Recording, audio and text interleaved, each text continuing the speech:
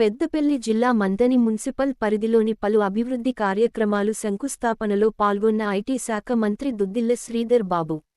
Manthani municipal పరిధిలోని పోచమ్మ వాడకట్టులో అమృత్ 2 పథకంలో భాగంగా 12 కోట్ల 10 లక్షల అంచనా వ్యయంతో మంథని పట్టణం పోచమ్మ వాడ వద్ద నిర్మించనున్న 8 లక్షల లీటర్ల కెపాసిటీ గల వాటర్ ట్యాంక్తో పాటు 25 కిలోమీటర్ పైప్ లైన్ నిర్మాణ పనులకు జిల్లా కలెక్టర్ కోయశ్రీ హర్ష, పార్లమెంట్ సభ్యులు గడ్డం వంశీకృష్ణ, అదనపు కలెక్టర్ జె. అరుణశ్రీ, ప్రజాప్రతినిధులతో కలిసి శంకుస్థాపన చేసిన రాష్ట్ర ఐటీ, పరిశ్రమలు, శాసనసభ వ్యవహారాల శాఖ మంత్రి దుద్దిళ్ల శ్రీధర్ బాబు.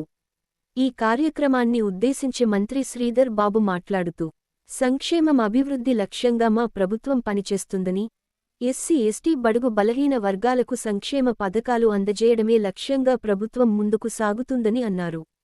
పోచమ్మ వాడలో శంకుస్థాపన చేసిన వాటర్ ట్యాంక్ని అతి త్వరలో నిర్మాణం పూర్తి చేసి త్రాగునీరు అందించాలని జిల్లా అధికారులకు సూచించారు. అదేవిధంగా మంథని పట్టణ వాసులకి నూతన మార్కెట్ నిర్మాణం కొరకు 4 కోట్ల రూపాయలు ప్రభుత్వం మంజూరు చేసిందని వెంటనే నిర్మాణ పనులు కూడా చేపట్టాలని మున్సిపల్ కమిషనర్కు సూచించారు. ముఖ్యమంత్రి రేవంత్ రెడ్డి సూచనల మేరకు ప్రతి నియోజకవర్గంలో ఒక నూతన స్టేడియాన్ని నిర్మించుట కొరకు స్థల పరిశీలన చేయాలని సంబంధిత అధికారులను కోరారు. రాబోయే రోజుల్లో మరెన్నో అభివృద్ధి కార్యక్రమాలు మంథని ప్రాంతంలో చేపట్టబోతున్నామని అన్నారు. ఈ కార్యక్రమంలో పెద్దపల్లి ఎంపీ గడ్డం వంశీకృష్ణ, జిల్లా collector Koye Sriharsha, additional collector Arunasri, RDO Hanumanthu Nayak, municipal chairman రెండురమ కౌన్సిలర్లు పాల్గొన్నారు. మంథని మున్సిపల్ ఆధ్వర్యంలో గురుకుల పాఠశాల ఆవరణలో 75వ మహోత్సవం మొక్కలు నాటే కార్యక్రమంలో పాల్గొన్న మంత్రి Sridhar Babu, MP Vamshikrishna, collector, additional collector, forest DFO, RDO, అధికారులు పాల్గొన్నారు. అనంతరం పెద్దపల్లి ఎంపీ వంశీకృష్ణ మాట్లాడుతూ, పర్యావరణ పరిరక్షణ కాపాడుతూ ప్రతి ఒక్కరూ చెట్లు నాటి రక్షిస్తే భవిష్యత్ తరాల వారికి ఆదర్శంగా నిలవాలని యువతకు పిలుపునిచ్చారు. విద్యార్థులు పై చదువులు చదివి కలెక్టర్ స్థాయిలో ఉండాలని హితబోధించారు. ఈ కార్యక్రమంలో పాల్గొనడం చాలా సంతోషంగా ఉందని ఆనందం వ్యక్తపరిచారు.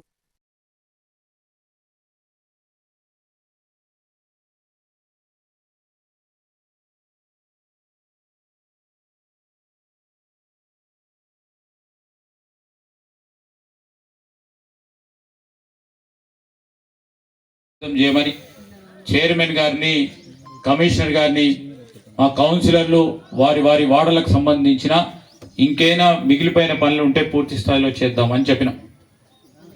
అవన్నిటిని కూడా సూక్ష్మంగా ఆలోచన చేసి మన పట్టణం ఇంకా విస్తీర్ణన జరగాలంటే ఏం చేయాలి, ఏ ప్రయత్నం చేయాలి.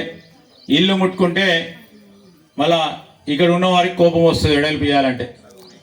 నేను ఒకసారి ఎడల్పు చేసిన మధ్యలో 2014 కంటే ముందు ఆ మెయిన్ రోడ్లో ఉన్న వాళ్ళు నేను ఎడల్పు చేసిన వెంటనే నాకు ఎవడు ఓటేయలే, మా చుట్టాల పక్కలతో తప్ప. అందరు డబ్బులు కూడా ఇచ్చినాం. మా కొత్త శ్రీనివాస్ ఉన్నాడు, ఆయన కొత్త శ్రీనివాస్ ఇల్లు కూడా పోయింది, ఆయన కూడా కోపం వచ్చుంటుంది.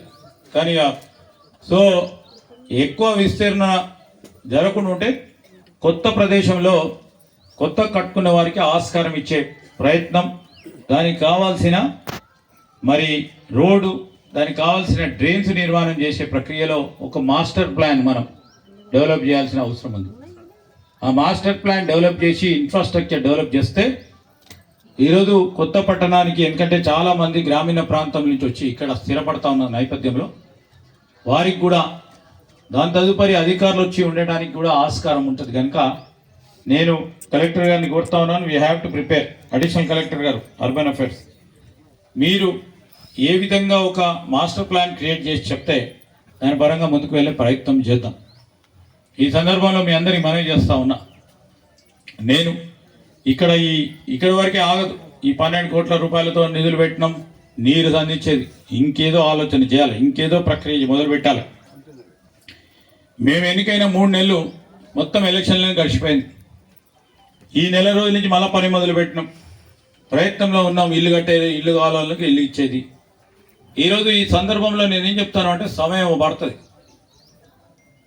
కొన్ని సందర్భాల్లో కొంతమంది మూర్ఖులు ఏం మాట్లాడుతూ ఉన్నారు, ఎక్కడో చిన్న అరకొర పెట్టుకొని గగ్గోలు పెట్టే ప్రయత్నం చేస్తూ ఉన్నారు. సరే, వాళ్ళ పని అదే, 10 సంవత్సరాల నుంచి చేసిన పని అదే. నా పేరు తీయకుండా ఉంటే ఒక క్షణం కూడా వారికి గర్వాలు. సరే, పాపం బతకని అని అనుకుంటాం మనం. దాని గురించి పట్టించుకోకుండా మా మిత్రులందరికీ కూడా నేను ఇల్లు ఏ ప్రక్రియలో మొదలు పెడతాం, ఏం చేస్తే బాగుంటుందని మీరు ఆలోచన ఇవ్వండి. ఇక్కడ ఉన్న పెద్ద మనుషులు కానీ దాన్ని స్వీకరించడానికి ముందుంటా. అయ్యే పని అయితే చేద్దాం, కాని పని నా నెత్తిపైన పెడితే నువ్వు చేయలేవు, నేను చేయలేము, ప్రభుత్వం చేయలేదు. ఆ ప్రయత్నంలో ముందుకు పోతాం, ముందుకు తీసుకెళ్లే ప్రయత్నం చేద్దాం. బడుగు వర్గాలు, బలహీన వర్గాల సంక్షేమం, అభివృద్ధి ధ్యేయంగా ఈ రాష్ట్ర ప్రభుత్వం ముందుకు నడుస్తూ ఉంది. ఆ తరుణంలో వారికి కావాల్సిన కనీస అవసరాలను తీర్చడానికి ఈరోజు మా ప్రభుత్వ లక్ష్యం, కాంగ్రెస్ పార్టీ ప్రభుత్వ లక్ష్యం ముందుకు తీసుకెళ్లే కార్యక్రమం చేయబోతా ఉన్నాం. అదే క్రమంలో ఈరోజు మా రైతు సోదరులు అనేక మంది ఉంటారు ఇక్కడ. రేపు 19వ తారీఖు నాడు మా సబ్ కమిటీకి సంబంధించిన డిప్యూటీ సీఎం బట్టి విక్రమార్క గారు, వ్యవసాయ శాఖ మంత్రి తుమ్మల నాగేశ్వరరావు గారు, రెవెన్యూ మంత్రి శ్రీనివాస్ రెడ్డి గారు 19వ తారీఖు నాడు ఉమ్మడి కరీంనగర్ జిల్లా కేంద్రంలో రైతులతోని ముఖాముఖి మాట్లాడి, రేపు రాబోయే కాలంలో రైతు బంధు రైతుకే ఇవ్వాలా, లేకుంటే ఎవరికి పడితే వారికి అన్నా, గుట్టలకి అన్నా, చేన్లకి అన్నా, సాగు చేయని భూమికి ఇవ్వాలన్నా, లేఅవుట్ అయిన రియల్ ఎస్టేట్ రియాల్టర్స్కి ఇవ్వాలన్నా, రైతుల పక్షాన్ని అడిగి రైతుల ఆలోచన తీసుకొని రైతు బంధు ఏ విధంగా ముందుకు తీసుకెళ్లే కార్యక్రమం చేయాలని, రైతులకు సంబంధించి వారి ఆలోచనలు తీసుకోవాలని వారందరూ కూడా ఉమ్మడి కరీంనగర్ జిల్లా కేంద్రానికి వస్తూ ఉన్నారు. మరి అదేవిధంగా రుణమాఫీ విషయంలో ముఖ్యమంత్రి రేవంత్ రెడ్డి గారు చెప్పిండ్రు, 15వ తారీఖు లోపల రైతు సోదరులకి 2 లక్షల రూపాయల రుణమాఫీ చేస్తామని చెప్పారు. రైతు సోదరులారా, ఈ